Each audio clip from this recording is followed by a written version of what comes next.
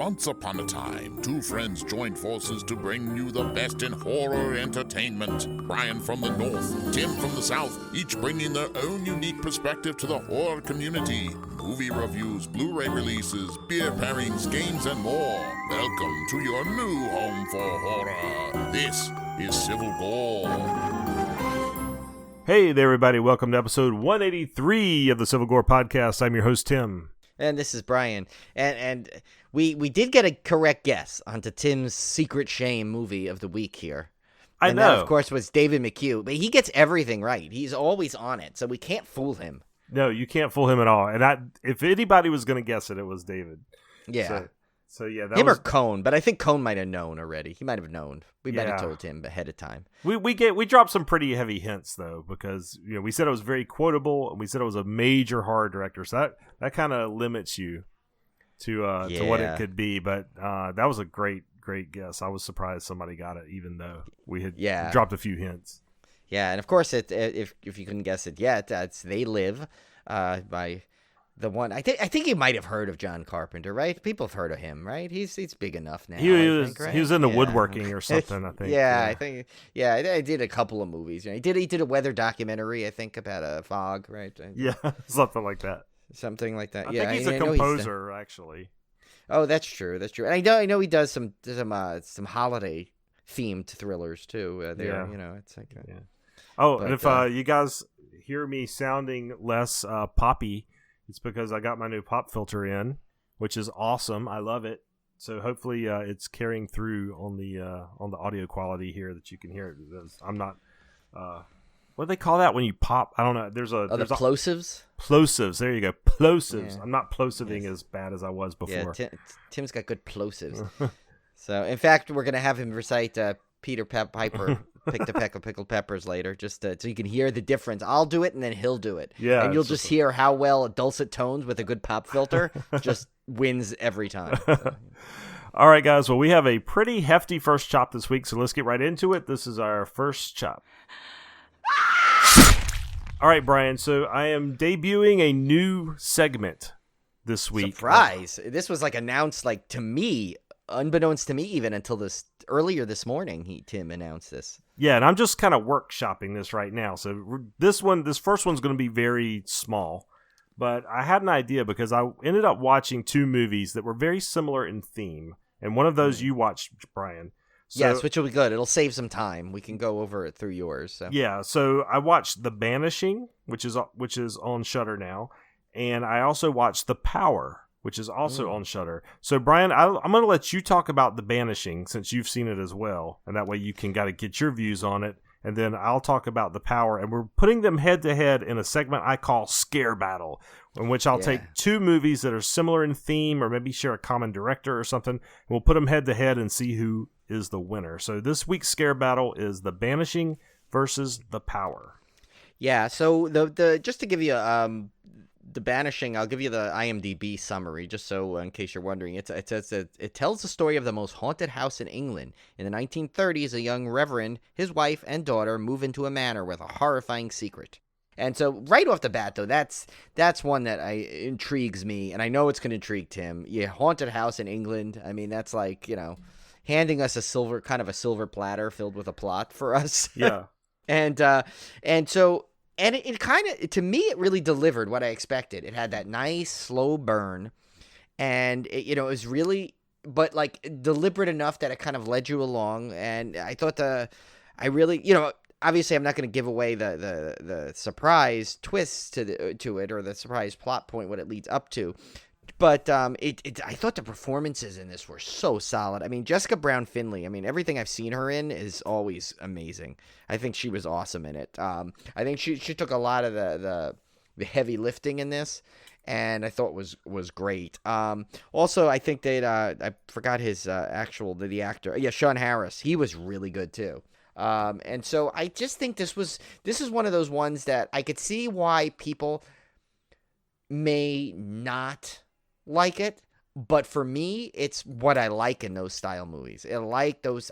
Tim and I have already said we always like a slow burn when it delivers into something really good and kind of pulls you in along the way deliberately. And I thought this one did that.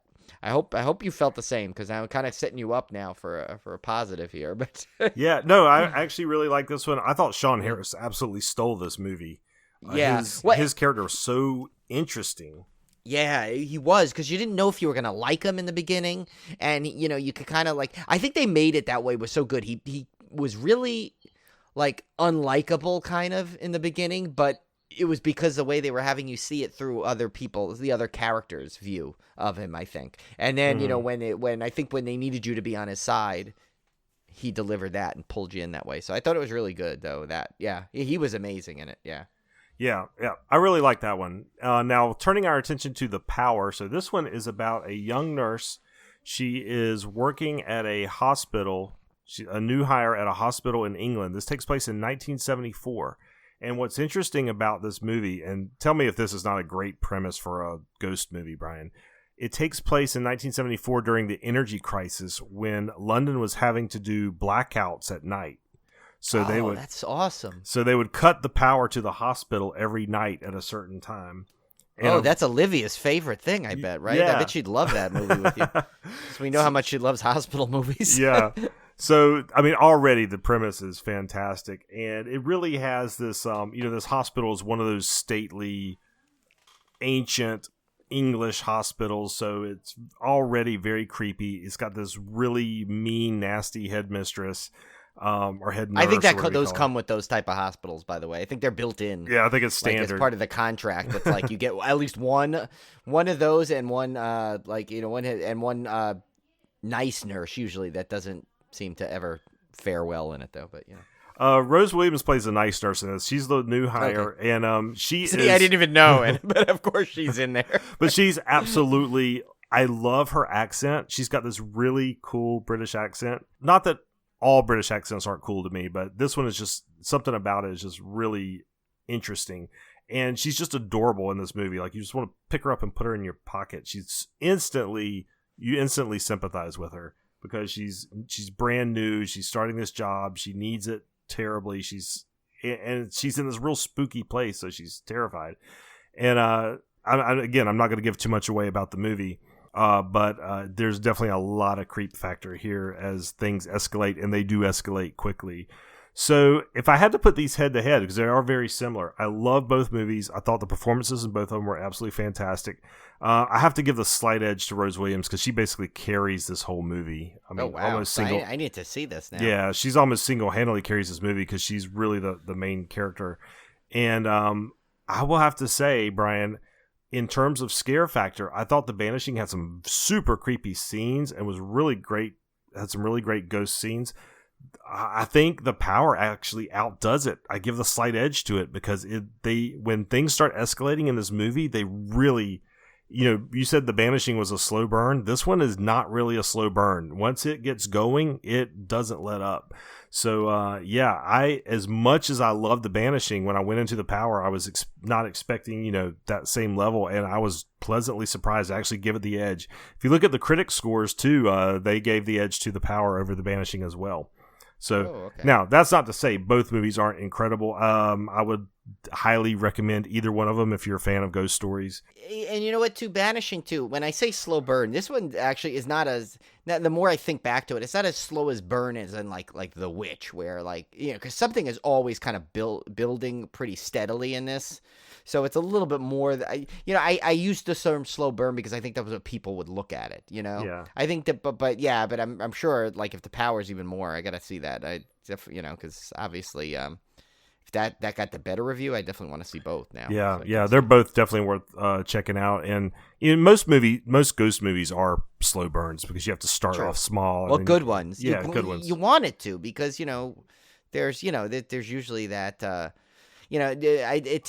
Ghost movies tend to have that. The denial period. They're not sure what you see, so you kind of want that kind of, you want to capture that because that's what you would do in real life. If you see a ghost, most people are not gonna automatically, it must be a ghost. No, they're gonna try and work through what it really might be, and And my problem with most ghost movies is a lot of times they fail to stick the landing, so the ending is usually like super cheesy, like they reveal too much, or like the ghost comes out and explains the whole mystery, and it's just.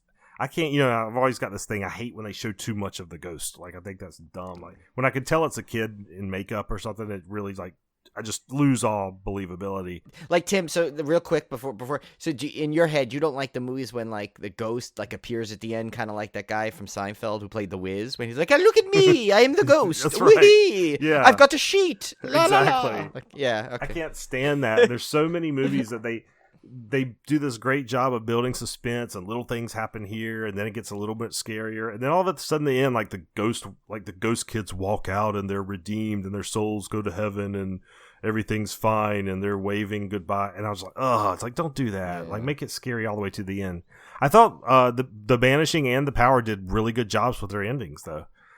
They never dwelled quite too far into that cheesiness realm, so highly recommended. Yes. But my winner this week is The Power, so go check that one out, and then go check out The Banishing as well. Hey, you got them both on Shudder. Why not, right? Yep, exactly. Shudder's killing it. And Shudder has got some good stuff coming up in May, too. They are just, like, every month is, like...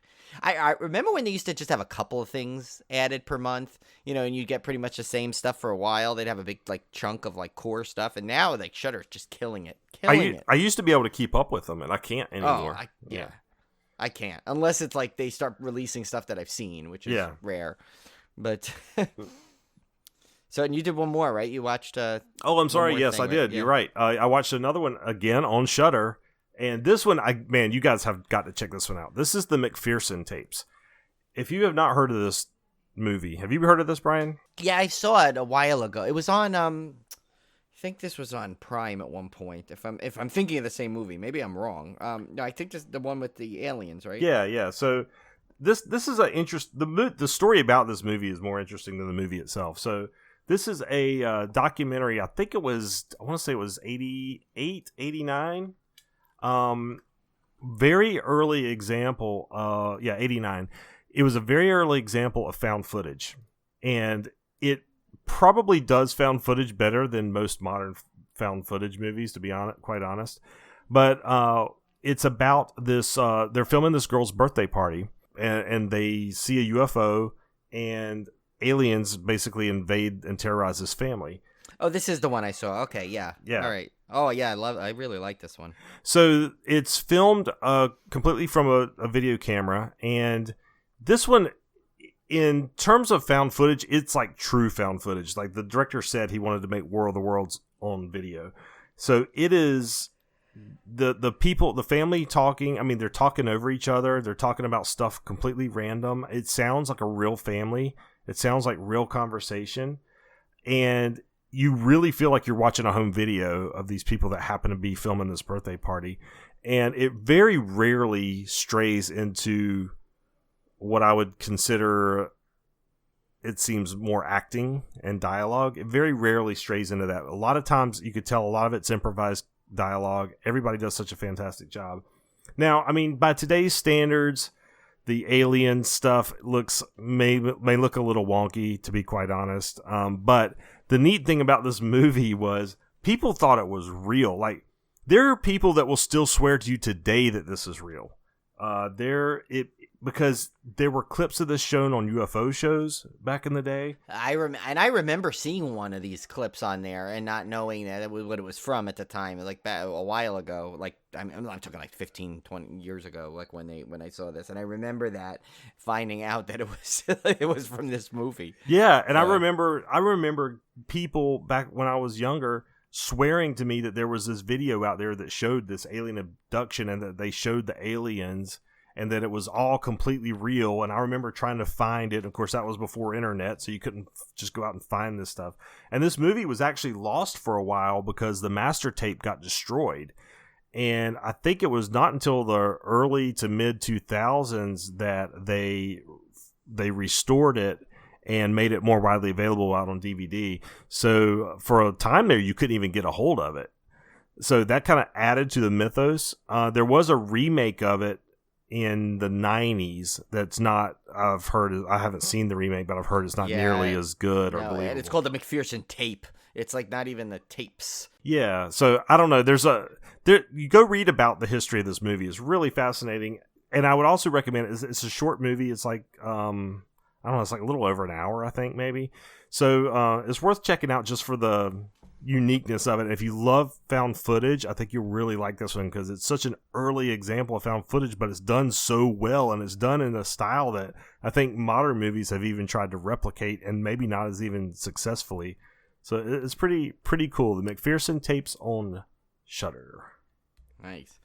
So, we mentioned earlier, I had watched The Banishing. I watched a couple of other things too because I want to try and finish up the majority of the movies for when we're recording this. It's going to be this Sunday is the Fangoria Chainsaw Wars. Now I've already placed my votes, of course. We've done our votes, but it's always still fun to kind of try and see as much as possible, so you can kind of kind of do a guess and right before they announce the winner. And they're doing it up on Shudder this year. It's gonna be a live show, so it's gonna be really fun. So we should live tweet during that too. Make sure we're around there because that'll be fun. I'm very excited to see like a full award show for horror from Fangoria. That'll be really cool. So one of the ones I wanted to watch, and I've been dying to watch this one because this is up there for one of the best. I don't know. I forgot one of the best. I'm off the. I don't have that sheet with me, but it's definitely one of the best. One of the film categories. It's The Wolf of Snow Hollow, which Tim, you have got to see this one if you haven't seen it yet. I saw it. Yeah. Oh, you did see this one. You loved it, right? This one. Was this the one? I thought. Or was this the one you didn't like? I can't remember. I thought it was okay. Olivia hated it. JC, I loved this one. I think what I liked about it was so like. I thought it was going to be different. Like, I thought it was going to be this, without giving away too much, I thought it was going to be like the traditional werewolf movie, but it had this crazy zaniness to it. Of course, with the lead guy in it. He's fantastic, yeah. Jim Cummings, yeah, who, was a writer and director, too. But he was also, like, crazy. Like, he's this, like, totally damaged hero in it, and I thought that was kind of fun because you're like rooting for him, but at the same time he's kind of like, does he deserve to ever get anything good come his way? Of course, but Ricky Lindholm is in it, who I absolutely adore. I think she's great. Robert Forster, it's his last movie, and he's great in it. I'll watch him in anything anyway, so I don't know. I just kind of thought it was really cool. I just liked it. I thought it was different enough, and it had enough unusual qualities for just a typical werewolf movie that got me hooked. So I actually had a lot of fun watching this. I thought this was the one you liked. I think I got it confused with something else. That you would watch that you really like. It's not that I didn't like it. I actually liked it, but I think for me it was a little bit of disappointment because I'd been so hyped for this one. And then me and Olivia kind of watched it. And then, of course, if you're watching a movie with somebody that doesn't really like it, it kind of changes your attitude as well. So I definitely did not dislike it. It just maybe didn't quite live up to the expectation I had in my mind of it. Right. And then one of the next ones I saw was Relic. That's another one that's up there. Oh, I really want to see that one. Yeah, this is another one, and this one's actually even got a more of a slow burn than The Banishing. But it's basically the topic is a daughter, mother, and grandmother are haunted by a manifestation of dementia that consumes their family home. And this is another Emily Mortimer vehicle, as we like to say. Mm-hmm. But it's the performance in this again are what drives this, because it's a very drama heavy horror, really heavy on the drama. It really goes into dementia a lot, and the struggles in there, but all wrapped around this kind of like, this like weird supernaturally kind of thing. Kind of reminded me a little bit of like not lesser in terms of quality, just lesser enjoyment for me of like The Dark and the Wicked a little bit. Kind of, it could go in there. Like that might be a good one for your battle, right? Your battle thing. But it was really good. I mean, and Bella Heathcote in it was really good. She played the granddaughter. So it's just really this one's definitely a true slow burn. But, if you've ever dealt with anyone that had dementia or starting to see the dementia, you really can feel for these characters. So I think you get really invested in it, and which I did. So I actually really enjoyed it, even though it was a really, really slow burn. But it was just the drama heavy element of it was what kept me in there, actually. So it was really good. Nice. Next thing I saw, which by the time you hear this, it'll be out for everyone, but we got a little preview of CREEPSHOW episode 3, which again, two great. Did you get to watch these yet? Yeah, I watched them, but I didn't think they were as good as the first 2 episodes, personally. Yeah, no, they're not. I still think the first 2 episodes were better, but this one I actually just liked I love the right stuff because I love Breckin Mayer, so I thought he was phenomenal. Yeah, he's really good. Yeah. And sibling rivalry was such a crazy one that totally reminded me of some kind of like a not so much CREEPSHOW, more of a Tales from the Crypt a little bit, that sibling rivalry one. But I loved it though. I think that was my problem with episode 3 was that it did not have the same CREEPSHOW feel as the first 2 episodes. Not that the stories weren't good. I still really enjoyed them, but they did not feel at all like CREEPSHOW. I didn't think either one of them felt anything like actual CREEPSHOW, which is, I thought the first 2 episodes kind of set that tone and reset that tone, whereas this one kind of just went off kilter again. Right. But, and you know, this was the one where actually it was supposed to it was supposed to be that Marilyn Manson episode that they pulled. Actually, this was supposed to be that. So the sibling rivalry got pushed up. That was not supposed to be the pairing, but they had this one, so they made it. And of course, but you did get to see, for fans of 80s movies, got a treat with seeing Molly Ringwald come back. That was great. Yeah, that was so fun. she was great in there. I really liked the sibling rivalry, and I did like the right snuff because one. Okay, pun right there for Tim and I. So, and Breckin Mayer, who is just, I'll always watch Breckin Mayer too. I mean, he's so good in this. Like, he's like such a pleasant character in it, you know? And it's like, and what's the guy from True Blood, right? That was the other guy in it? Yeah. I always forget his name though. Yeah, it took me a minute though, because he looked a little different because he had really short cut hair. And and I kept going, is that the guy from True Blood? No, it's not the guy from True Blood. Oh, yeah, it is the guy from True Blood. No, it's not the guy. Yeah. I finally had to look it up. Yeah. Yeah, but he's really good in it, too. That was just a fun one. That's kind of like, that one almost actually reminded me more of a Twilight Zone, though, actually, that first one. It's very Twilight Zone-esque. Very much so, yeah, very much so. So, but, I mean, that's okay. I mean, you know what? CREEPSHOW isn't, you know, I mean, you kind of want it to reinvent itself a little bit, go out of it a little bit constraints, and I think it kept it enough that it was still, you got 2 quality stories in it, even though they're not as maybe CREEPSHOW-esque as the first couple, but still, I still think they're just, this show I love. I'm so glad it's back. I want like it to go on forever because I love this. Very it's entertaining. It's basically like a true horror Twilight Zone and mixed in with like Tales from the Crypt and everything. It's just all jumbled into one. It's great. One final thing I got to watch was one that I know we've been looking forward to, and that is Willy's Wonderland with our good buddy Nick Cage. And I'm glad he's working, you know, because he hasn't done anything, you know, in the last like 5 minutes. Poor guy. So, I don't know how he pays his rent, honestly. Yeah, I mean, he goes literally like a week between movies. I mean, I don't know how he does it, but yeah, no, this I will say, this is most likely probably going to get panned, this movie. Most critics will pan this, I have a feeling. However, if you are like Tim and I, and you want to see Nick Cage fight animatronics, which I with do, really no explanation and not much, and a really kind of a weak plot, this is the movie for you. And it gives you all that. But like I told Tim earlier, the production company had just enough money to pay Nick Cage, but not to give him any lines, because he has not a line in this movie. Oh my god! All grunts and facial expressions, which actually plays perfectly for him in this, because he's all expression. It's all Nick Cage. Like, imagine all his dialogue just done in expressions, and that's what you get. So it's I mean, there's some things in here that are just doesn't make no explanation to it, but you don't need to. Basically, you just need to go in there and you're going to watch for an hour and a half Nick Cage just kick some butt. And the butt he kicks are like the weirdest, freakiest looking animatronics you've ever seen. And it's just a crazy, fun, zany movie. And like, you know, it's pretty much what I expected. I mean, I was kind of hoping he'd have a line at least, I guess, but still, it still works. It works anyway for me. His career just continually amazes me, because this is a guy that he can literally make any movie, and it doesn't hurt his career.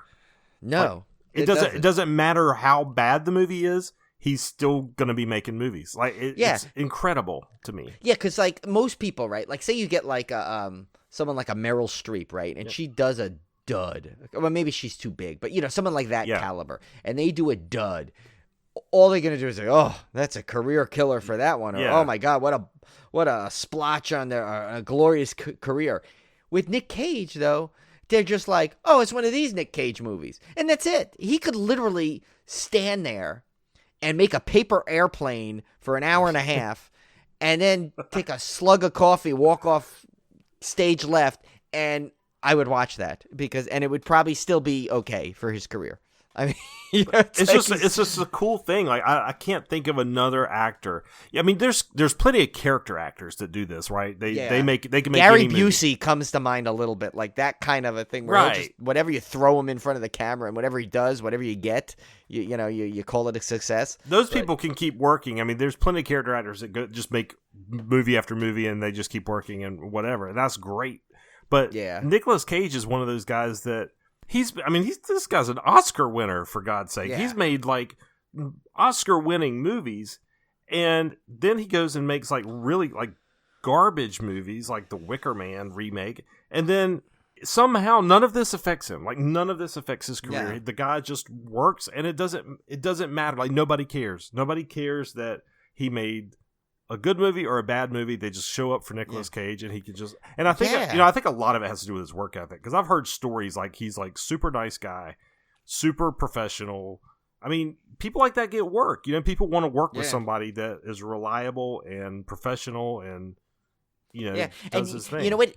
He obviously loves his craft, so he will take anything. It's like if you love, you love like a certain thing. Like if you love a beer, you're gonna drink a lot of different beers. Could you become? Yeah, maybe you become a little bit of a beer snob, but you're gonna try a lot of beers. You're gonna keep drinking beers if you like beers. Yeah. You're always gonna give it a chance, and that's what he does. He just will go like, okay, you're giving me this movie. This looks stupid as hell, but you know what? I like making movies. I'm gonna do it. Yeah, it looks fun. I'm gonna go do it.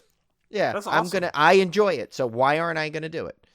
So it's like good for him, and he's like just someone that like I hope never stops working. I'd like and like when he can't work anymore, I think he needs to handpick his replacements. Yeah, exactly.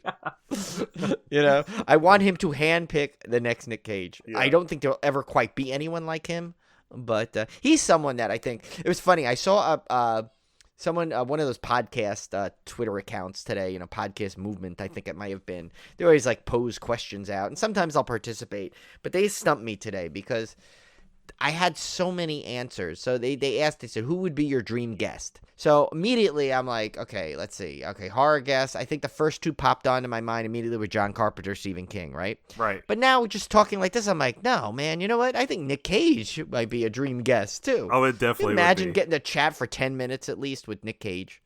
Oh yeah, I would in a heartbeat. Like that would be right? I might have to actually just quit the podcast after that. Like, Yeah, that would be I the don't end. know how we'd go on. Like, how could you go on beyond that? You just can't. Yeah. But anyway, speaking of a guest we actually had on, our good buddy Jeff Whitmire actually sent us some information. If you follow his account, which you should because he's got great Twitter presence there, even though he wrote his own song. This is another guy that's trying to rival Nick Cage for work ethic. I mean, he is, but he does it in musical parodies, which is he was smart. He took the Nick Cage work ethic, but went to another thing not to compete with Nick Cage. That's right. But if those two combined, I think the world would come to an end. Like if somehow they collaborated, I think that's it. I don't know how the world can go on after that. But it's funny because he's so good on Twitter, but he wrote a song about Twitter anxiety, which is so funny because he's so good on it. But anyway, so there's a thing called the Logan Awards, and I'll read the little thing here. There's a nomination for the 2021 Logan Awards are now open. It says nominate your favorite comedy song and music videos that were released in 2020. Now, like Nick Cage, Jeff Whitmire released about 40 different things in 2020. The pandemic did not stop him. It says, so you can basically click the nomination link, which we'll have to send, we'll share it. I think I've shared it already, but we'll put this in the show notes. You could do that. Of course, you can do up to 5 nominees per person. So if you have multiple emails, you can vote number of times. Now, of course, we're we're maybe slightly biased, of course, because we participated in one, which was the Zoom Where It Happened, of course, his amazing Hamilton host parody, but also his 1BR song, My New Apartment on there was another one of my favorites, and he's got a couple of others there, but anything I think that he did in 2020, which was a lot, you can probably just put on there. So definitely hook him, because I think if there's anyone deserving of an award for their work last year, it's gotta be Jeff. Yes. This guy doesn't sleep, I swear, and he's raising kids, he's got his job, and he still managed to come out with not just good but amazing stuff. Hilarious, amazing stuff. So, and he's got a zillion ideas in the bank. Half of them, sadly, I keep inspiring him, and I don't give him a break. So I'm not helping his cause here. That's right. Yeah. I keep giving him more ideas, but yeah, great. And what a good friend he's become too. So, we wish the best for him. I already voted one of my email accounts for him. I got to go and vote some more because I definitely want him to be acknowledged. Yeah. So we'll share that out in the show notes if you guys will go vote for him if you enjoy his work, which I'm sure you will if you look it up. Yeah. I don't know how you cannot. Basically. Yeah. It's like the Nick Cage of musical parodies there, yeah. All right, guys. Well, let's get to our featured film. Of course, this is my secret shame. Brian, I had never seen They Live by John Carpenter. With and starring, of course, as Kim and Ket would say, Roddy Piper. Roddy Piper. Here was what's crazy is I was a Roddy Piper fan back in my wrestling days. You've managed to think about it, you've disappointed John Carpenter and Roddy Piper. How did you not how did this escape your grasp then? I have two no of your idea. favorite people in the world, Tim. Yeah, I really have no idea how this movie escaped my grasp. And I'm such a big John Carpenter fan. I love Big Trouble in Little China, which is this movie really reminded me of. And I look back and go, how did I never see this movie? I don't understand how I never saw it, but it's one of those that I was always aware of. I mean, I've known about this movie since it came out. Yeah. And I just have never gotten around to seeing it. And even when I was watching it, Brian, and I think I told you this, I was 90% expecting to go, oh, I did see this. And remember a bunch of scenes and go, oh, okay. And then the more I watched, the more I was like, I have never seen this freaking movie a day in my life. I don't remember any of this other than the clips I've seen. Which the most famous clip is when he first finds the glasses, right? And he puts them on and he sees the alien. That I had seen before, but I had seen it in documentaries because they show that clip all the time in horror documentaries. So that part I remembered, but everything else I didn't know Keith David was in it. I knew nothing about this movie. So it was crazy. It was like watching a lost John Carpenter classic I had never seen, and of course, I absolutely loved it. Yeah. I absolutely loved it. So let's go through the thing for any of you like me whose secret shame is you've never seen They Live. Yeah. You've got Roddy Piper as Nada, and he's listed as Nada because his name is never given in the movie. But his actual name is John Nada because they say that in the commentary, which I'll get to a little bit later. Oh, that's interesting. I actually watched the commentary of this, which is literally Roddy Piper and John Carpenter talking through the movie. Oh, that's great. It's one of the best commentaries I've ever heard. But okay. You got the great Keith David as Frank, Meg Foster as Holly, George Buck Flowers as Drifter, Peter Jason as Gilbert, Raymond St. Jacques as Street Preacher, and Jason Robards III as Family Man. They influence our decisions without us knowing it. They numb our senses without us feeling it. They control our lives without us realizing it. They live. So, Brian, I guess let's start off with, let me get your take on what this movie meant to you and growing up and when you first saw it, that kind of thing. Well, when I have to say, the first time I saw it was when I think it might have first hit cable years ago. And then I had seen it every so often as one of those things. But I remember, I don't think I appreciated it as much as I do now back when I first saw it. But, that just could be, the timing of, all things are timing like that. But it was always one that I liked. So, but now rewatching it for the podcast, I was it was almost like I got this almost new love for it again.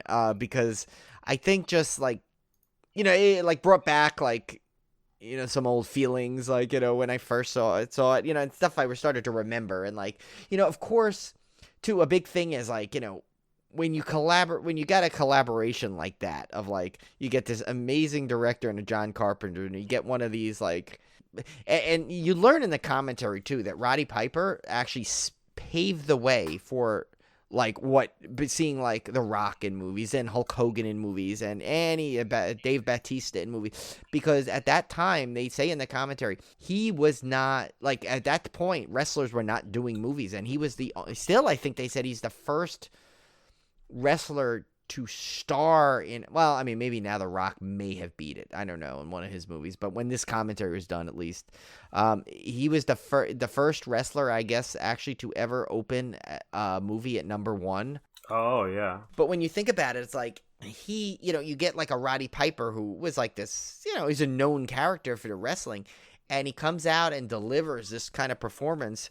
Like, I mean, not to sound cheesy, but you get like this magical movie out of it, and then you throw in like a Keith David, who obviously, has been in John Carpenter movies, so it's like, you already got that familiarity, and then you just, you know what it is? It's like, and it's a movie that still kind of like works today, which is rare for a movie that old, I think. There's still something in it that's like, that like you still see some of the same problems that were in that movie happening today, yes. Which is crazy.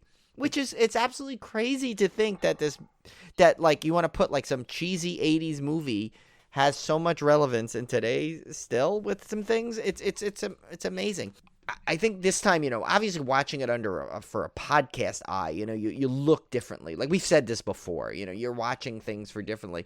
And so I was really watching some of it, and I'm just like some of these just sequences in it are just so well done. Like, I mean, it by far, it's got to have one of the longest fight sequences in it between two people in any movie. And this thing, like, I forgot how long it was, and because it's been a couple of years since I think I actually sat and watched it through, and so to actually see that, I'm like, oh my god, this thing just won't end. It's 5 minutes and 20-second fight sequence. But then when you're done, you're like, I'm glad it was that long, because that was great, And it's so funny. You got like you got Roddy Piper's wrestling moves in there, and you get and they apparently that was only supposed to be a short fight. You find out, I think it was in the commentary, and I think in one of the notes here in the trivia.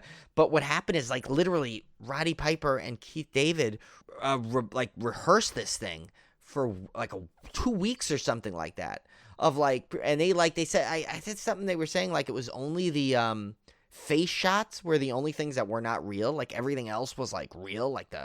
He's like, you can't really pull punch. I think Roddy said this in the commentary. You can't really pull all these things, like, pull your punches. You can't do that for every one of these moves to make it look so real. So a lot of that stuff was like hardcore, like, They probably did not feel good after that. No. They probably really bruised up.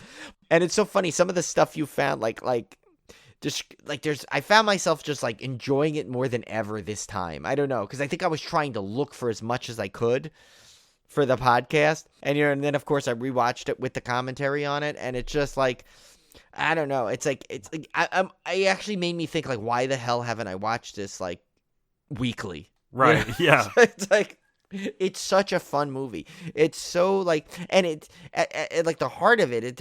Is it cheesy? Absolutely. But does it have a great message, and is it done well? Yeah. I mean, it's like, I don't understand how someone could go watch this and not have a great time, and not like just appreciate the what this is, It's like, and you think about it at the time, it's like, it's like the effects are pretty basic. Like there's nothing revolutionary in it, but it didn't need it.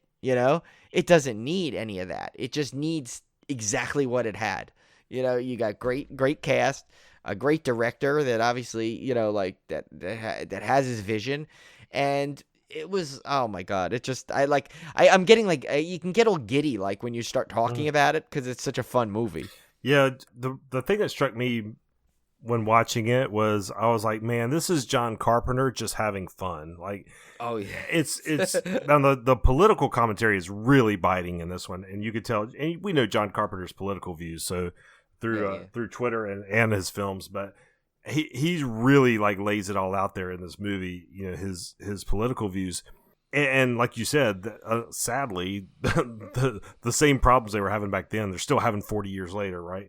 But which is kind of sad. But he does it in in a playful style that it never feels. To me, it never felt preachy. It just felt, like he's having a good time. And this is coming off of Big Trouble in Little China, which this movie reminded me a lot of. And the trivia, you'll see that originally Kurt Russell was going to be the lead in this one, but I think John Carpenter decided he had to pick somebody else because he'd used Kurt Russell in so many films by this point. Yeah, now don't get me wrong. We know how we feel about Kurt Russell and his sack on this show, but I have to say I can't see this movie without Roddy Piper in it. I'm trying, you try and imagine like someone replaced in it. There's just something that Roddy Piper brought to this movie that I don't think anyone, even the great Kurt Russell, couldn't have brought in. I think it would have not. I think that the tinge of kookiness that Piper has, even though he played it so seriously and straight, there's just something about him in it that like makes this movie to a different level. Did you get that? Yeah, well, this guy's supposed to be he's supposed to be an everyman. He's down on his luck. He's searching for work. He's kind of out on the streets. And which Roddy Piper had actually lived out on the streets, I believe. The trivia said. So he kind of brought. He mentioned that in the commentary how that was really hard. Some of those sequences to see. I got to tell you, Tim, you have got to pick this up. It's usually pretty decent a price on Amazon. You got to pick up the collector's edition of this, for the Shout Factory one, because for the commentary alone. Oh yeah, I definitely will. Yeah, but what you were saying, I think Roddy Piper brought some authenticity to it that Kurt Russell, I think he would have been good, but I think it would have been like kind of more of the same as old Jack Burton from Big Trouble in Little China. I think he would have brought the kind of that same kind of cockiness to it, whereas Roddy Piper kind of brought this like authenticity that I think was kind of nice. And when you see him like walking around, I thought he did an awesome job in this movie. Like for not being an actor, I mean he's a wrestler, but which I guess is a performer. Or a large part of performer, but to not be like a theatrical actor, I thought he did a great job. Like he just seemed like I said, I don't know how else to explain it. He has just this authenticity to him that I really liked. But yeah, going back to, I just thought it was John Carpenter having a blast, having fun, and that's what comes across in the movie. And I could definitely tell why this is like a cult classic now, because you got the quotes, all the quotable lines in it, and the action sequences are just ridiculous. And then you've got the kind of the I don't know how else to explain it, but it's got this sci-fi, like the aliens have kind of this sci-fi cheesiness to them, but at the same time it's kind of spooky. And I guess it reminds me kind of like a Mars Attacks. You know how that had that kind of like kind of fun sci-fi horror element to it? That's kind of what I felt like this had. And I really like that about it. I'll have to say, I am actually disappointed that it's not one of those movies that that I can go up and quote to somebody and have seen it 50 times in my life because I grew up with it. Like I'm kind of disappointed in that I never got to that level, and I've just seen it. But that said, it's never too late. You can, once you've seen it, I can go back and rewatch it. I'm definitely picking up that collector's edition. But yeah, so I got some bad news. That one's out of print now, actually. But there's a 4K Ultra version of the collector's edition, which has the 4K, the Blu-ray, and it's only $28, which is not bad. It's on Amazon. I just keep an eye on it because they're gonna have a sale at some point, so you can get it. I would just keep an eye on that when the 4K one goes on sale. But it has the same features. It has the commentary. It's got everything on it. And in better quality, actually. Nice. So, the funny thing when you said the everyman, like, what are the lines that he delivers about it? Like, I know this sounds so stupid that this is the line that, like, one of the lines that stuck with me. I'm not going to get it exactly right because, of course, obviously there's the we're all out of bubblegum line. That's the classic. But there's one in there where he's just screaming about something to him about this, and he's just something like, I just like to, I'm a good guy. I like to play by the rules, and I really believe life's going to come my way, or something good's going to come my way. Whatever he said, exactly. And just something about it, I'm like, hey, he delivered that with, like, there's like a lot of sincerity in there. Like, you know, you're rooting for him the whole time. You know, it's like you want him to, because you get that. You feel like, you know what, this is a good guy. This is a guy, he's trying to do the right thing.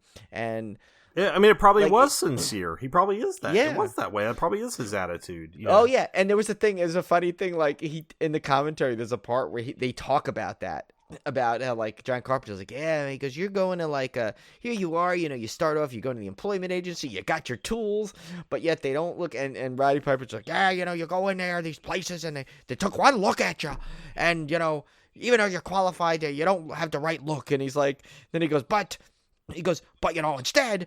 They say you want to help you, but they don't really help you. They should take you in, shower you up, and put you back on, and there's a job. And it was just like, you know, and it's like, it's just hilarious. And he's right, though. Although it's kind of funny, though. He works like one day, and then he's off like 2 or something. You know, it's like, then they're just hanging out the next day at the like the tent city area there, and they're just hanging out. But yeah, no, he's got like some just like, it's the deliveries of just basic lines in that movie that are just so great. And I thought the friendship between him and Keith David's character was interesting, because it would have been real easy for them to like just become instant friends, and they go to fight this evil together. But it's not like that. It's more complicated than that. I mean, there's some real animosity there at times. Yeah. Where oh yeah, well yeah, because Keith David, he's like one of these guys that like you find out he left his family back in another state. I think Detroit, they said, right? And they're in L.A. Yeah. So here's a guy that's like risking losing his family time to try and like scrounge and do whatever he does. He doesn't want to take any chances of that being destroyed, because he's finally got something going to where he's working towards something. And you know, you can't blame him either. Like, you can't blame him for not being weary of something and doesn't want to get involved in something that could jeopardize all of that. You get it. I mean, he's right. You know, and it's like, you know, it's hilarious that, like, you know, here you got like Roddy Piper just trying to get him to put his sunglasses on, and he's so like gun shy about jeopardizing what he's got that he won't even put sunglasses on for a second. And it leads to that fight, which is great. Speaking of the sunglasses, I love the decision to put everything in black and white when the sunglasses were on. Yeah, because that was cool. It was such a simple yet effective way to translate to the viewer when the sunglasses were on and off. Like, you didn't have to go through jump through any hoops to show the viewer when they were on and when they were off. And that was such a simple, clever technique. And look at the obvious of it, right? Like, how many times you say, just give it to me in black and white. I want to see it black. Well, there you go. He's got this colorful world of everything all going on, dizzying array of stuff, hiding everything in plain sight. But then when you get the facts in black and white, boom. I loved it. See? I thought that see was so everything. cool. And I think that is just a brilliant, whether, I mean, in my head, John Carpenter read it exactly that way. And he knew all along that's how he was going to do it, because he's a genius. And so if he's not, then I'm still giving him credit for it anyway. But yeah, no, and that, you're right. That was it's a great choice for that, because it sells it perfectly, and it doesn't, like, you're right, like, it doesn't let the viewer trying to decipher now what it is. You see it, boom, this is it. One thing I thought was hilarious, and I did not expect this, because again, I've never seen this movie, so I'm going in completely blind, is when Roddy Piper walks into the bank, right? And he realizes he has a gun in his hand, and this doesn't look good. So in my mind, I'm thinking this is how the scene's going to play out. He's going to go, "Oh my God, I've got a gun," and you know, try to calm everybody down and try to get out of there. No, instead he just starts opening fire on the aliens. And he just gives no F's whatsoever. He just starts blasting people, and at that point, I knew I loved this movie. Oh yeah, no, and it's great, and you know, and it's funny, and it's like, you know, he's a good guy because he basically kills no humans in this. He's only kills aliens, so he's particular in what he's doing. Like, he knows what he's doing. Like, he's not like, if he, like, the one other cop, when he realizes he's okay, he doesn't, like, you know, he tells him to get out of there or whatever. Right. Yeah. What did he say? Like, stomp feet. He said some weird. Only Roddy Piper. He says beat feet or something like that. Beat feet, yeah. Which in the commentary has a funny because they said when they first did that take, he said beat feet, and the guy didn't know what he meant, so he just started like kind of almost like running in place. because he thought he wasn't sure what he meant by it. So then he basically apparently Piper cracked up and then explained it to him, and then I'm telling you, you got it. This is one of the best commentaries you'll ever hear. It's kind of an old-fashioned saying, I guess. It must even be. In the 80s, it was old-fashioned. Such a Roddy Piper thing, though. And actually, one of the things I learned in the commentary that's interesting, that John Carpenter actually wrote for some wrestling publication when he was younger. Like when he's 15, he was into wrestling. So he was always, so think about like what kind of, like, how you said he's there to have fun? Well, now he gets to cast like a wrestler. Think about it. He gets to cast a cool isn't wrestler. It weird how the horror and wrestling fandom like overlaps so much? Like you see it all the time. All the time. It's like, I know a lot of horror fans that are wrestling fans and vice versa. It's very interesting. Yeah, well, look at Fan Champions site. It's like he's like a big horror dude and he's a big wrestling dude, so he's got it all like on his page. So yeah, I mean, there's just and you always see wrestlers at these monster conventions, those horror. Yeah, well, did you see Tom Savini just did some work at WrestleMania? I guess he did Alexa Bliss's makeup work, I guess, for something at WrestleMania. Yeah, it's just an interesting crossover. I'm not big into wrestling now. I used to be when I was younger. I loved wrestling when I was younger, but these days I don't really keep up with it. But I do find it fascinating, the fandom crossover there. Yeah, no, I mean, and well, remember there is some obviously there were some horror characters. I mean, right now they got the whole thing that Alexa Bliss is in is like basically she's in that thing with the Fiend. And then they had, I'm not a great expert on what the current stuff. I just know there's like a horror theme thing in there with that. I bet Cody, she follows it still, I think. And my friend Dom could help us out with that. But remember there was The Undertaker. I mean, when he first came out, remember that? And you had Paul Bearer, the Undertaker. You had all that was a cool thing back then. And you had Papa Shango, he's that voodoo dude. It's like you had a lot of like cool horror themed characters in there. So that was kind of I think the connection is very easy to pick in there. But yeah, I mean, also one of the scenes I love in this, and this I always forget when it's exactly gonna happen, but that whole scene where he's in Meg Foster's apartment and she just whacks him and he goes flying down an entire Hollywood Hill, yeah, essentially. It's like I know that's a stunt guy at that point, but still, it is hilarious because the way how hard he gets hit in the head, and you feel so bad because he's trying to be nice, sorry, I got you involved in this. I need to work on my Roddy Piper. I almost have the inflection down, but I can't get the. And I actually did an imitation of Roddy Piper to Roddy Piper once. No way. And yes, I did, because it was I actually have it. I got to send a picture. I'll share it once this episode releases. I'll do it. I have an autographed book from him. It's In the Pit with Piper. Roddy Gets Rowdy. It was his book, and he actually wrote it. He wrote, "To Brian, stay strong, Roddy Piper." He was one of the nicest people I've ever met at a convention.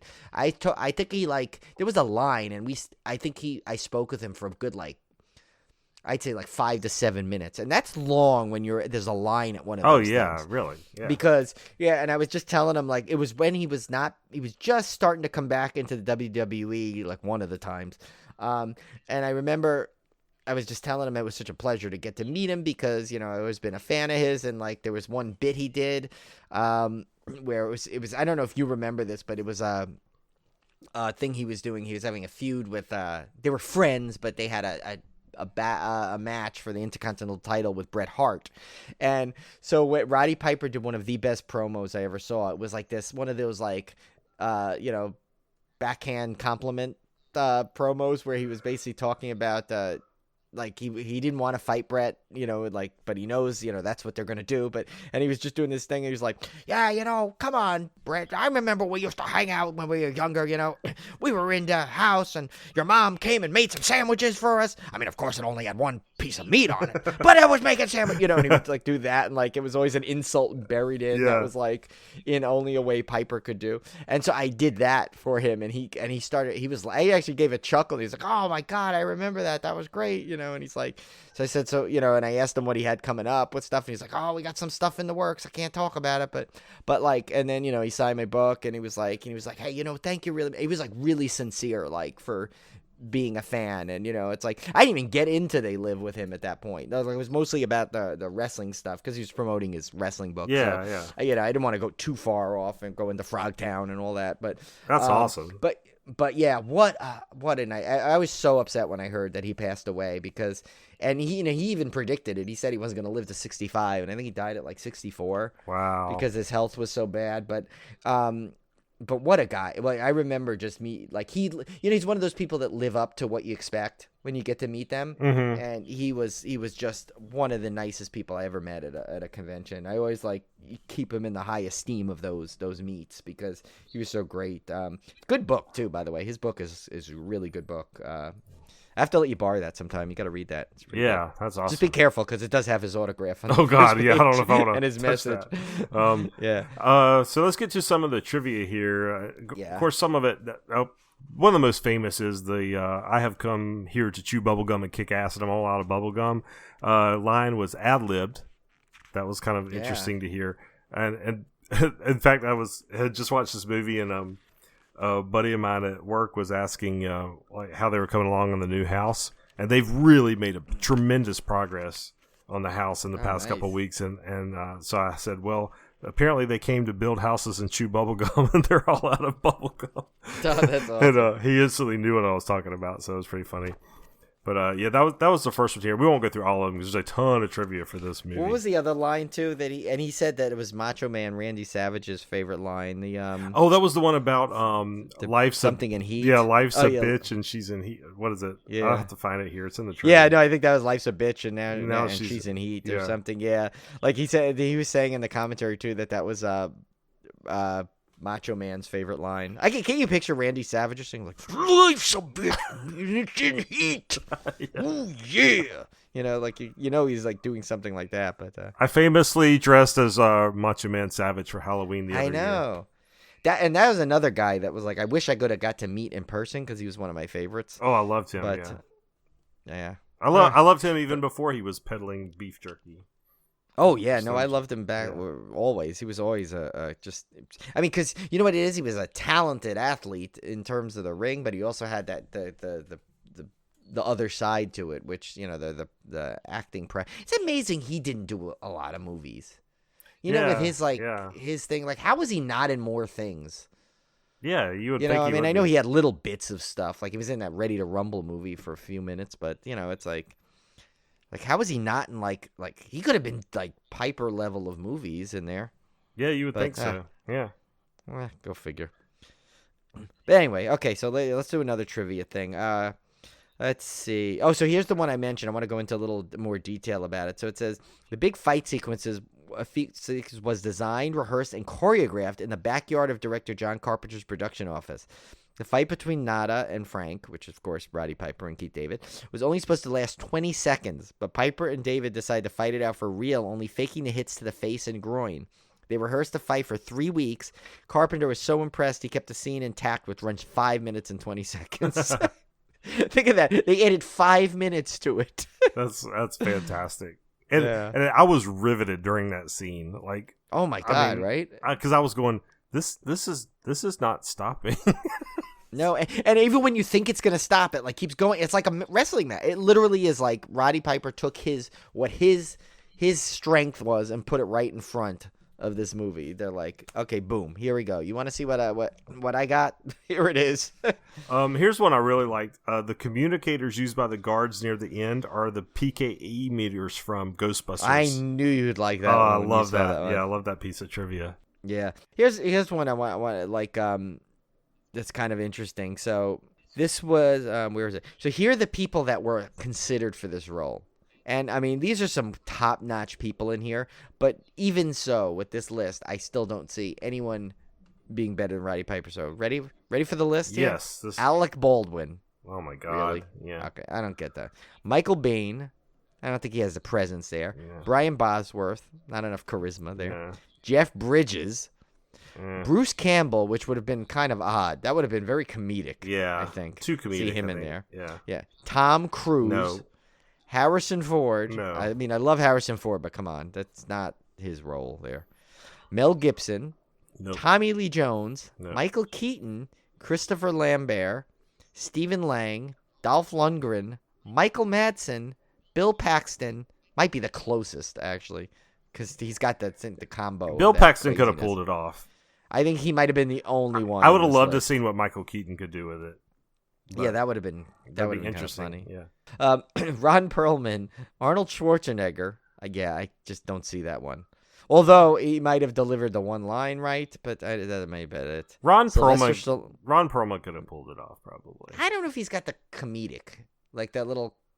Not that like Roddy Piper was comedic in it, but that the little bit of like the hint of comedy. No, it would have been. It would have been much more serious. I do agree. Yeah. Sylvester Stallone. No. Patrick Swayze, Jean-Claude Van Damme, and Bruce Willis. Bruce Willis, I kind of like his type of role, but even though I just don't think something about Piper was just so perfect. Where I know it's easier to say that because that's who was in it, but I mean we've seen enough of these people, all that I've listed here, in similar roles, so it's not like we can't get a taste of what it might have been like. Right? Yeah. But yeah, I don't know. To me, that's like Piper. That is all Piper. I think Patrick Swayze would have been a little bit too pretty boy for this. Like he could have done it, but I think he's not convincing as like a homeless guy to me. No, I would have never bought it. Nah. Like he would have had to even like in like Roadhouse, like he's like kind of like this. He's he's supposed to be tough, but I'm like, yeah, he's tough, but he's still too like coiffed. Yeah, exactly. But all right, well, let's get to our beer pairing for They Live. Yeah, because there's way too much trivia. My suggestion for everybody is, 1, just read the IMDb trivia, and 2, buy this disc and listen to this commentary, because it is one of the most enjoyable commentaries you'll ever hear. Because it's just two guys that are obviously have built a friendship. They built a movie that they're proud of together, and then they talk about it and tell you stories through it. The same way for any commentary that John Carpenter does with Kurt Russell is a gem. Same. It's the same exact format. It's just two buddies talking about and laughing about this time they had together, and they're great. Like the Thing commentary with John Carpenter, Kurt Russell is just I gotta phenomenal. listen to that one. Because again, I have that collector's edition. I think I'm gonna start make sure I obtain all the John Carpenter collector's editions. I think I have most. But anyway, moving on to my beer pairing. So the beer pairing I have, I think it's a good one. It's called Mind Control, and I sadly forgot the brewery listed here, but I know what it was. It was 6 Point, one of your favorites. Oh my gosh, Tim. yes, of course. Because I know you love that. What do you love? The Bengali one? Is that the one you like? I've liked every. Yeah, the only thing I ever tried out of 6 Point that I didn't like was their they came out with this line of like these really fruity their fruit kettle ones, right? Kettle, yeah, they were something, but they were like super, they're almost like a seltzer. Yeah. I didn't like those very much, but everything else, like their actual beers, I've really liked. Oh yeah, they're quality, and they're of course out of Brooklyn, New York, and they're 8.80%. This one's Mind Control, it's called, which is a good one, right? And here's the description. It says, well, actually, they give a quote first. So it says, "Power is in tearing human minds to pieces and putting them together again in new shapes of your own choosing." The voice echoed as the mad scientist scoured the globe, compelled by a powerful force in search of wholly new flavors. So, and basically, here's the thing. It says, a globally hop journey led them to Washington, Oregon, Idaho, IBU, Germany, New Zealand, and Australia to unite these flavors for explosive results. You're getting thirsty, very thirsty. Is it all in your head, Tim? Is it time to break the cycle with a beer of global proportions? You're in control. Oh, that's great. That's a good pairing. So that's a good pairing, and what a brewery. I'm telling you, if you guys see a 6 Point out there, definitely try it. They usually have some good sampler packs, which is great. With a couple, you can try a bunch at once. One I do recommend highly, though, is I know you and Kev really like the Bengali, but there's one comes around, I think it's kind of, I want to say almost like beginning of the summer. It's there usually until mid-fall, and it's called Puff. And last year I think they made Double Puff, which is one of the new IPA that they make, which is really good. Okay, so, yeah, I'll be on the lookout for that because I like all their stuff. Yeah. If not, I can always grab you some and get it to you. All right, guys. So our triple threat for last week, we were looking for an actor or actress, and the answer was Lisa Wilcox. Yes, which actually David McHugh did not get. He sent a guess that was close, but then he never followed up. So. This was a tough one, yeah. So clue number 1, I auditioned for a popular character in one of the major horror franchises and didn't get it, only to win the role in another major horror franchise as another very popular character. So Lisa auditioned for Rachel Carruthers in Halloween 4, The Return of Michael Myers, but lost out to Ellie Cornell. However, that same year, Lisa won the role over Ellie for Alice in A Nightmare on Elm Street 4, The Dream Master. So pretty cool. Yeah, that's like Tim's Battle Yeah. movie. Like I said, it's with actresses that are the same, I guess. Clue number 2, I've played my most known role technically 3 times. This one was tricky because Lisa played Alice in A Nightmare on Elm Street 4 and 5, but also in the Fat Boys music video, Are You Ready for Freddy? That was a tough one. And clue number 3, I once had a role in the Star Trek universe, and Lisa played Yuta in one episode of Star Trek The Next Generation. It's funny how so many horror people have like these little one-offs in Star Trek. I know. You're either in Star Trek or Seinfeld, one or the other. Yeah, seriously. There's a clue right there, a massive clue. All right, so this week we are looking for another actor or actress, so listen carefully. Clue number 1, my first feature film I starred with Rick Moranis, although it wasn't until my second feature film that ghosts were involved. See what I did there? I like that.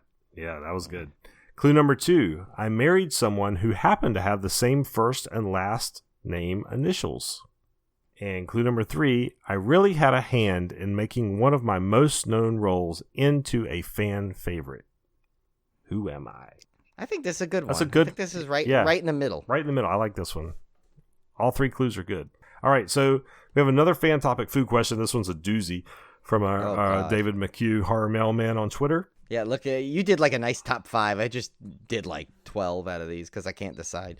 Yeah, so he asked, what is the best horror film of 1982? And let me tell you, I had no clue there was this many horror films from 1982. I did not realize they were all this year. This is like a banner year in the 80s for horror films. I like when you hear like the ones we picked alone, like, but some of the ones that we left off are not bad. There's just so many. Gotta like, and I've seen almost all of these, which is crazy. Yeah, but I can't say that I have not seen nearly all of these. I'll just go on record. There's no way I've seen hardly. I probably have not even seen a third of these, but I can still. What I did was I'm going to answer the question. I'm going to name the best horror movie in 1982. I'm going to pick one. But I had to narrow it down to my top 5. He said your favorite, though. He said your... Oh, no, he did say best. He said You're the right. best. He said best. Yeah. Okay. So I ended up having to nail it down to a top 5, and then I'm going to pick out of that top 5. So, Brian, I'll let you go through yours because you picked quite a few more than I did. Yeah, but now that I realize, like, in terms of best, I think I have it down to... True best, I have it... it's still, I think, 3 are in there. But so here are the ones that's some of my favorites. Like, of course, there was Creepshow, which is one of my favorite of all time. That was just, I mean, we just talked about the show, how much we love it. I love that it had the comic tie-in. I just, of course, it just had so many fun little segments. It had for Civil Gore alone, with water zombies was one of our first like recurring jokes. Yeah, but it was just a classic. This one I had to name, even though it's not one of my favorites of the franchise per se, but it's an important one in the franchise, and that's of course Friday the 13th Part 3, because of course that's where you see Jason in the form that you know him today with the hockey mask. So it's a very important film. Definitely not the best. Not even a favorite, but I had to include it as just kind of like an important thing. Then there was, which one at the time was definitely not one of my favorites, but over the years, like for a lot of people, this really grew, and that's Halloween 3, Season of the Witch, which I did not, for some reason, I always thought that was 83. I don't know why I thought it was a year later, but it was not. It was in 82. So anyway, I bet you're wondering why I have this next one on here, Tim, Hotline. It was a Linda Carter TV movie vehicle, but what was creepy about it? So I was watching this with my mom and my stepdad, who at that time it was not my stepdad. He was just my mom's boyfriend at the time. But anyway, we were watching it, and so Linda Carter's name in it was Brian. It's a female Brian with a Y. But what creeped me out about the movie is she was this hotline operator, and every time she would pick up the phone, someone would go, Brian. So it like had a really stark memory, and it actually was a pretty solid movie with a interesting twist for the time period, like, which I won't say in case anyone ever gets to watch it.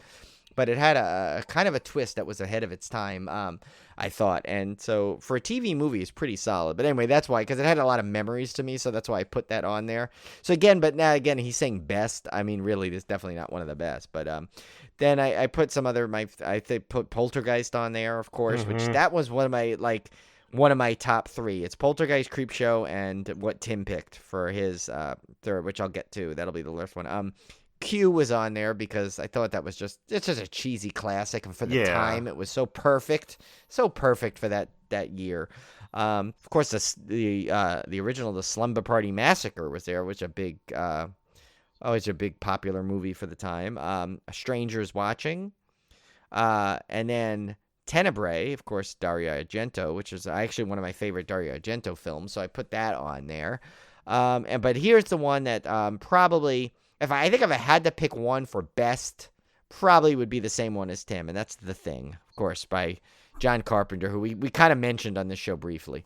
Yeah, and I had to do the same thing. I did the top 5, and to me, again, the top 5, I had The Thing, Poltergeist, Creepshow, which I think are definitely deserving. And to a lesser extent, I had Friday the 13th Part 3 and Halloween 3. Now, the reason I had those in were the same reason you did, Brian, is because they're part of famous franchises, and they're big sequels, and even though they probably aren't the best, and I'm sure there's other movies I didn't pick that are better than these two, they're just, in terms of like importance to horror culture, they're part of two big franchises. I could not leave them off. But those would definitely be my 4 and 5. There no way there's either one of those would be top 3. So that brings it to The Thing, Poltergeist, and Creepshow. Now, honestly, out of those 3, Poltergeist and Creepshow had a bigger effect on me when I was younger, because they were the Creepshow. I used to have the old comic book or the hardcover comic book of the movie, which I had read actually before I ever watched the movie. Because some kid in elementary school had brought it. And then and Poltergeist, of course, scared the crap out of me and scarred me for life, like it did most kids back in the 80s. So those two movies actually had a bigger impact on me. But if I had to pick one to be the absolute best horror movie of 1982, it has to be The Thing. There's just no question about it. It's perfection. I've watched that movie so many times, and it still holds up today. The effects still hold up today. It's I went back and forth between this and Poltergeist, honestly, but The Thing, it was just so far ahead of its time. I felt that its lasting impact. I mean, I'm sure there's, from a mainstream perspective, Poltergeist is would probably be the pick, because I think more people have probably seen it, but and it's probably had a bigger impact on pop culture, but. For me, as a true horror fan, The Thing has to be the best movie of 1982. No, it's one of the best horror movies of all time, period. Oh, yeah. Yeah, it's definitely one of my favorites, too. Oh, and I forgot one on my list, too, The Sender from 82, which we talked about this past year, because it hit Hulu, and I think remember that one? Did we actually do that as an episode? I don't remember that one, no. That was the one, it was with Catherine Harold. Remember where the guy he could, like, send his thoughts into someone's... Oh, no, you're right. Did we do it? We did it, right? I don't remember if we did it as a full episode or just talked about it, but you're right. Yeah, we did do that one. I didn't recognize the name at first, but you're right. Yeah, and that was one I always used to watch, too. I'd have to go back and look. Again, not one of the best ones, but, I mean, in terms of... I like that one, though. That one was good. Yeah, I want to say, for some reason now, it's so funny. It's like, I always hear, like, Mike and EB say it all the time. I think Kevin, your brother, says it. It's like, when you do the podcast, it's so funny. You like forget stuff you said, but like listeners always remember it. Yeah, well, I mean, we've gotten to the point where almost 200 episodes where I forget what movies we've done now. I mean, I've gotten to the point where I'm like, ooh, did we ever do that one? I don't remember. I know. I like literally you have to like check now. Yeah. You have to check because I'm pretty sure I don't know why I want to say we did this, but like it's so funny if we didn't. I know we talked about it. I know we definitely brought it up on the show. I can't remember if we did it as a full episode or not. Yeah, I'll have to go back and look. Which I've got all those documented somewhere. I've got to just. Oh yeah, no. I have the list. But yeah, it's like off the top of my head. I'm like, we've talked about so many movies that it's like we could have easily just featured it in a whole big section, but not have done it as a movie. Yeah, so. Yeah, exactly. All right, well, that's it, guys. We will be back here next week. Again, we don't know which movie we're doing, but we're trying to find a movie that kind of flip it and have one that Brian has not seen that he should have seen by now. But that's tough. That's a tough ask there. Well, you know why? Because I most of the reason is like, even though I may have not seen it in like recently, when I had cable as way too young, so it's like, it's easy to like, it's kind of one of those things where it's like I've seen so many movies just back when I was little that I probably shouldn't have. But there's got to be something I can find in there. I just don't know if it's going to be the caliber of like They Live though. That's the tough one. Yeah. So, guys, thanks for listening. If you have any questions for us or feedback, just send it to civilgorepodcast@gmail.com or hit us up on social media at Facebook, Twitter, or Instagram. And we will see you back here next week. In the meantime, wear those sunglasses because you never know when the lizard people, I guess they're not lizard people, they're skull people, are sneaking up on you. But I think it is kind of a allegory for the whole lizard people conspiracy theory, I guess. It might be. It's very like similar to whatchamacallit, to V, remember? Oh yeah. Oh my gosh. Another thing that traumatized me as a youth. Yeah. Just remember to beat your feet, Tim. Yeah, that's right. Later, guys. Was it beat your feet, right? Yeah. We're never gonna get that line. We're never gonna get that line okay. right. Yeah. we came here to podcast and chew bubblegum, and we're all out of podcasts. So see ya. Perfect.